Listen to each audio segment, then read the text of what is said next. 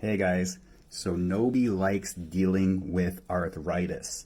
The question is arthritis just an inevitable part of getting older, or is there something we can do to prevent it?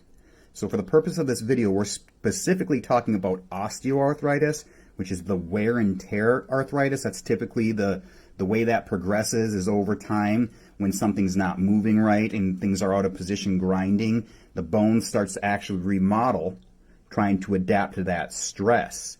So there's forms of rheumatoid arthritis and things like that. There's more genetic factors involved in that. And we're talking specifically about osteoarthritis.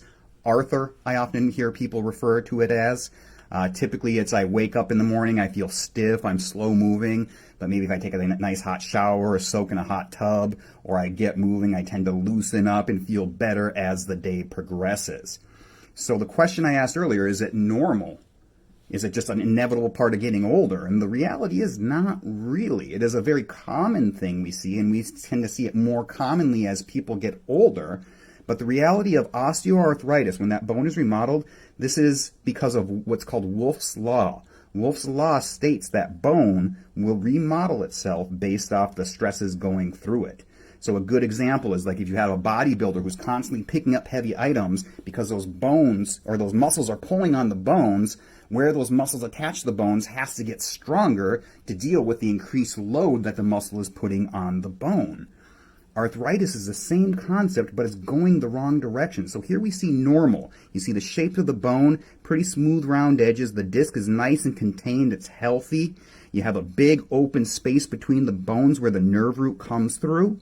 But when the bones get locked out of place, say this is the bones, they're locked out of place, they're stuck like this where this is normal. Now there's always extra pressure right here.